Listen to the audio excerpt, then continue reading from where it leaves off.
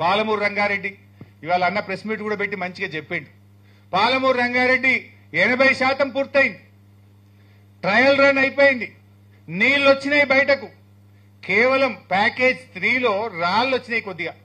ఒక 3-4 కిలోమీటర్లు ఆ రాళ్లు బ్లాస్ట్ చేసి కెనాల్ త్రూ చేయాలి అంతే. టనల్ అయిపోయింది, పంప్ హౌస్ అయిపోయింది, సబ్ స్టేషన్ అయిపోయింది, ఎవ్రీథింగ్ ఈజ్ రెడీ.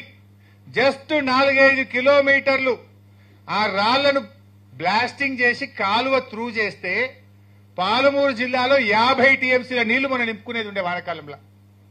ఏడాదిని అర్థమైంది 3-4 కిలోమీటర్ల కాలువలవ చేత కదా ఈ ప్రభుత్వానికి. ఆ 3-4 కిలోమీటర్లు ప్యాకేజ్ 3లో కాలువ తవ్వి ఉంటే నాగాపూర్ రిజర్వాయర్లో 8.5 టీఎంసీలు, ఏదుల్లో 6.5 టీఎంసీలు, వట్టెంలో 16 టీఎంసీలు, కర్వెనలో 17 టీఎంసీలు, మొత్తం 50 టీఎంసీల నీళ్లు మనం నిలుపుకునే అవకాశం ఉండే కదా. మీకు తెలివి లేక నీళ్లు వాడక 65 టీఎంసీలు ఆంధ్రాకి ఎక్కువిస్తారు ఈ సంవత్సరం. ఇంకా 2 ఏళ్ళు అంటుండు. ఏంది వాళ్ళ ఉద్దేశం? జల్లి పూర్తయితే అంతా కేసీఆర్ చేసిండు అనుకుంటారని ఓ 2 ఏళ్లు వడబెట్టి మళ్ళా నిన్న ఉత్తమ్ పోయి ఇంకా 2 ఏళ్లకు చేస్తారట మెల్లగా. ఆడ ఉన్న పని ఏంది? గట్టిగా చేస్తే 4 రోజుల పని ఉండదు. 4 రోజులు గట్టిగా చేస్తే 50 టీఎంసీలు పాలమూరు ఎత్తిపోతల పథకంలో నింపుకునే అవకాశం ఉంది.